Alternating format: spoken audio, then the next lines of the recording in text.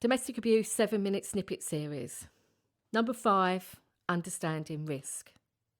This short training snippet is part of a series of sessions created by Oasis Domestic Abuse Service in partnership with East Kent DA Forum.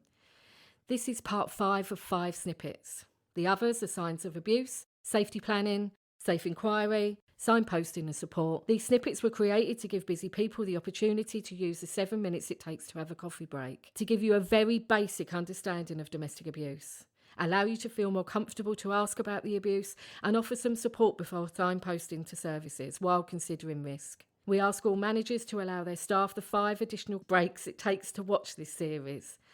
A minimum of 2 people a week are killed by someone that they believe love them. How many of those could have received some support if we knew enough to just ask them? Domestic abuse, stalking and harassment risk indicator checklist, or because that's a mouthful, DASH-RIC. The purpose of the DASH-RIC checklist is to give a consistent and simple tool for practitioners who work with victims of domestic abuse, aged 16 and over, in order to help them identify those who are at high risk of harm from domestic abuse, stalking and/or honour-based violence. This checklist should be introduced to the victim within the framework of an agency's confidentiality policy, information sharing policy and protocols, and MARAC referral policies and protocols. You may have to share this information on, and it's really important that that victim knows exactly why they're asking these questions and what could happen to their answers. This enables agencies to make defensible decisions based on the evidence from extensive research of cases, including domestic homicides and near misses, which underpin most recognised models of risk assessment. Among the questions, 27 for police and 24 for other agencies, this tool identifies a number of high-risk factors and allows for the gathering of further information. So these high-risk factors include question 2 and 3, the victim's perception. So are you frightened? And what are you afraid of? And that victim's level of fear will be a really clear indication as whether or not their level of risk is high. We know that having separated or trying to separate from someone hugely increases your risk. So question 6 is about separation. Question 8 is about stalking and harassment. Do they constantly text, call, contact, stalk or harass you? We absolutely know that stalking will be one of the key indicators for high risk. New birth, pregnancy, question 9. Again, while you're protecting your unborn, you're not protecting yourself. And small children running around could get in the way and be harmed. Question 10 and 11 relate to escalation. Is the abuse happening more often? And is it getting worse? We know that as abuse escalates, it is likely to end in some kind of explosion. How hurt might someone be during that explosion? And controlling and/or excessively jealous behaviour. Is somebody being controlled at home? Are they being told what to wear, where to go, who to talk to?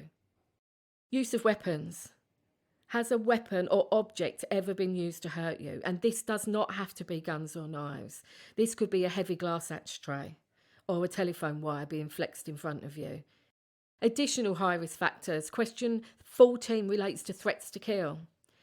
Has he made or she made threats to kill you or anyone else, and you believe them? Because that will be a clear indication of things that might be to come. Strangulation, any kind of strangulation, choking, suffocating, drowning, any attempts to block an airway, even if that means that they're putting a knee to your chest while they loom over you, preventing you from breathing easily. Sexual assault, we know that there's a very clear link between things of a sexual nature and serious physical abuse. 17, is there any other person that has been threatening to you or that you're afraid of? If this was honour-based violence, are there extended family members that could also harm you? And animal or pet abuse. There's a very clear link between anyone that would harm an animal and somebody that would do unspeakable things to you. And drugs, alcohol and mental health abuse. We know that drugs and alcohol and mental health do not make you a perpetrator of domestic abuse, but they certainly could make the situation worse. Threats of suicide is very much linked to homicide. So if they threaten to end their own life, we need to be concerned too. What is really important when you're completing an assessment of this kind is your own professional judgment. You may have serious concerns about a victim's situation, even if they're not visibly high risk. So situations might be their victim's huge level of fear. If someone is absolutely terrified for their life, it is very likely that they're high risk. If there's obsessive stalking behaviour, as I've mentioned, it's more likely that they're high risk. When a perpetrator is abusing more than one partner or has a history of abuse, do we know that they've been arrested or warned for their behaviour in the past? But you feel, using the sum of all of your experience and knowledge and instinct, that something is very wrong in this situation, then they're probably going to be serious risks of harm. Whether high risk because they have scored 14 or more on the RIC, so visibly high risk, or whether your professional judgment indicates that they're high risk, a referral to MARAC should be immediate, either with or without, if necessary, the victim's consent. If, having completed your DASH-RIC, you think that somebody is high risk, then you need to refer them to a multi-agency risk assessment conference, or MARAC.